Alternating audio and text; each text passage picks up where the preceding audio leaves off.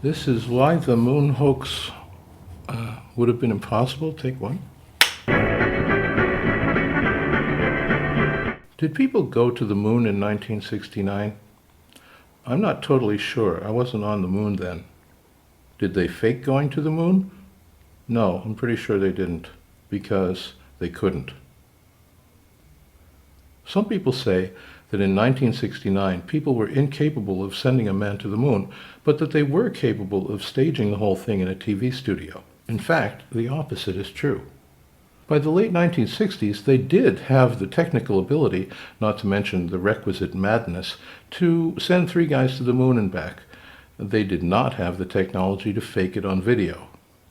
Now, please understand, I'm not saying this to defend the honor of the United States.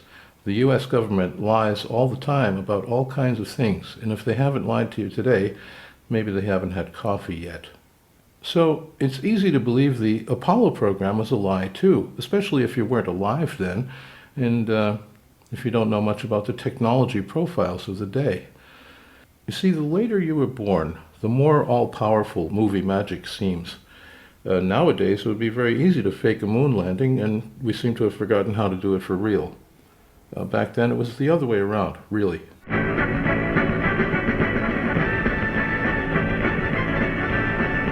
Ever since the 1920s, engineers were trying to improve liquid-fueled rockets and their guidance systems.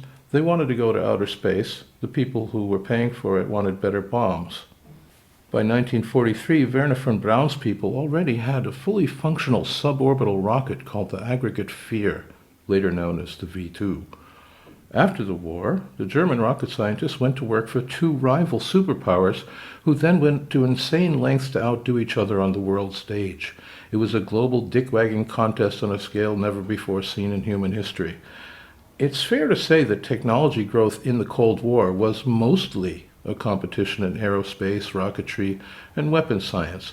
That was the kind of engineering people strove to excel in.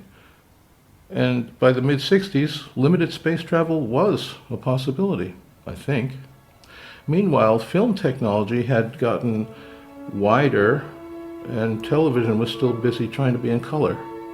Now, here's where the stories diverge.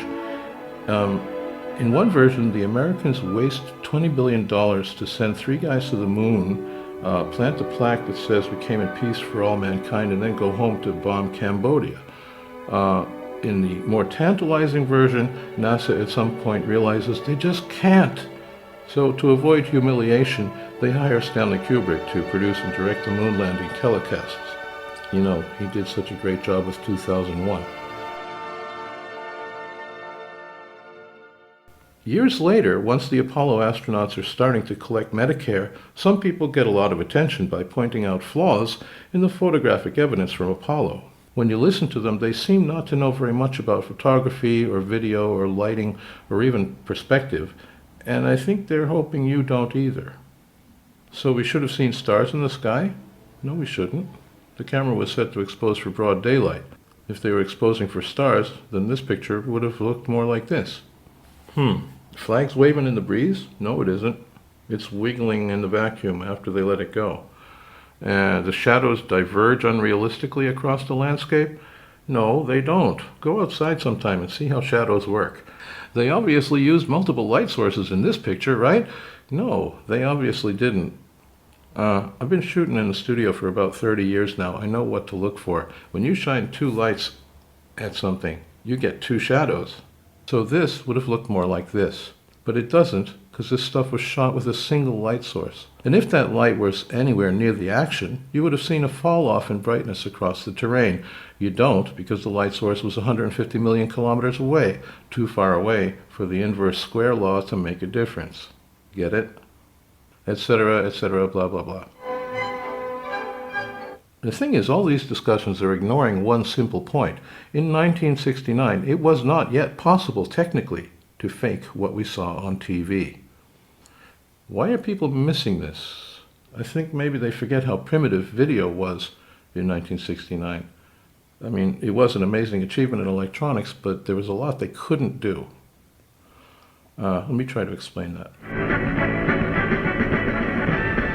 The pivotal claim for the Apollo hoax theory, without which it all falls apart, is that what we saw on TV was slow motion footage of astronauts running around in a film studio. Because if it wasn't slow motion, it couldn't have happened on Earth, right? Let's talk about how slow motion works in film and video. There are two ways to make motion slow. One is you shoot it at normal speed and play it back slow. The other is you shoot it fast and play it back normal. The second way is called overcranking. It looks smoother and more realistic because you're sampling natural motion at a higher frame rate. But that means we would have had to shoot it on film using high-speed film cameras, right? Why? Because in 1969 there were no high-speed video cameras yet. The electronics just weren't there.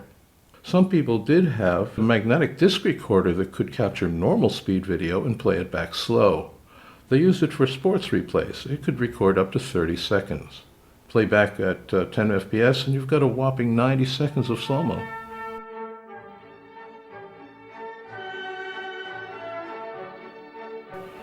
I'm sticking with 10 frames per second because that was the video frame rate for Apollo 11. They had a non-interlaced slow-scan TV camera, especially made for them by Westinghouse.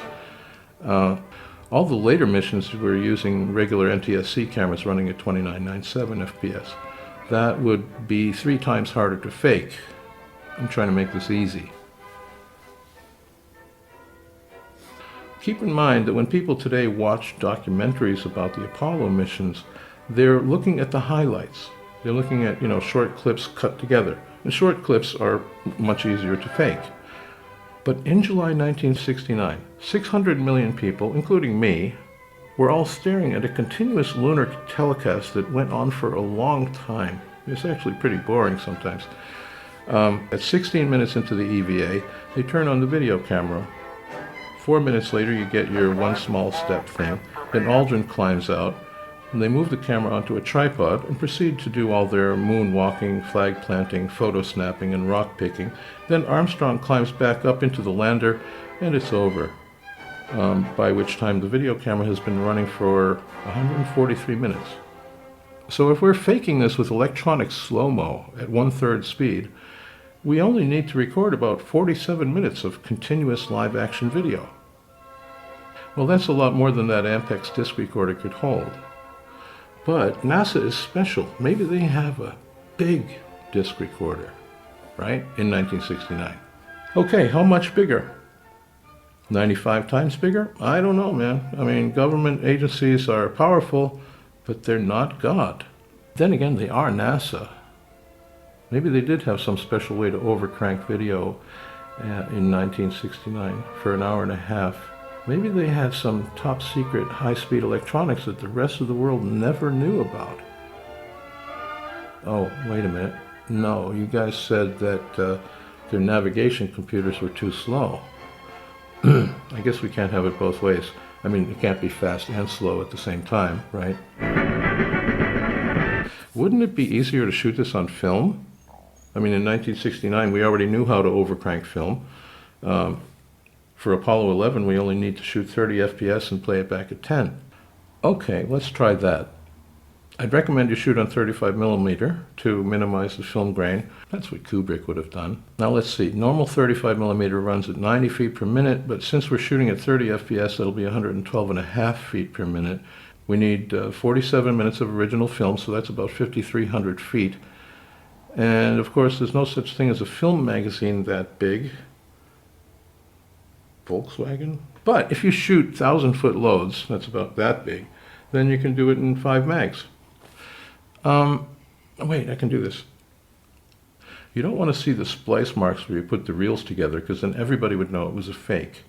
And remember, we're shooting for TV, so it's 1:3:3 aspect ratio and not 1:8:5. So that means you have to do A and B rolls. You have to cut the negative into A and B rolls and print them onto a 5,300-foot fine-grained interpositive, then cut an answer print in the film lab. And when you're done, make sure everybody that works in the film lab dies mysteriously in a car crash. Now you just need to find a custom-designed telecine that can transfer your 5,300-foot answer print to video at 10 frames per second, pin registered, of course. How hard can that be? Of course, you need to be absolutely certain that in all that splicing and printing and transferring, none of the most common film artifacts have gotten onto your giant print. No base scratches, no emulsion flakes, no gate weave, no grain, and not one single fleck of dust, because any one of those things will instantly betray that this is a hoax. Okay, so you do that, and then you do it again for 5 more lunar missions. Only those later missions, you have to play back at 30 FPS, meaning you have to shoot at like 60 FPS, twice the torque, twice as many splices to keep clean, twice as much of a chance that the film's going to break in the camera. You think maybe it would be easier to just go to the moon? I don't really know if that's possible. Like I said, I wasn't on the moon in 1969, and neither were you. I can tell you that in 1969 it was not possible technically to fake what we saw on TV. Sorry, Kubrick or no Kubrick. Why does any of this matter? Well, my concern is with the ultimate fate of knowing, of seeing the difference between what you can know and what you wish for. Because that's what puts the sapiens in Homo sapiens. Without that, you're just another homo. The urge to believe drives people to trade in part of their soul in exchange for the comfort of being a rebel. Okay. But that step from knowing that you've been lied to believing that everything else is a lie is a big step. Once you're forced to hypothesize whole new technologies to keep your conspiracy possible, then you've stepped over into the realm of magic. It demands a deep and abiding faith in things you can never know. It's like you need to cling to your belief system with all your might against the overwhelming evidence of your own rational mind, and some people do. What's dangerous about that is that it blinds you to the real conspiracies that authorities are perpetrating on you right now. As we speak.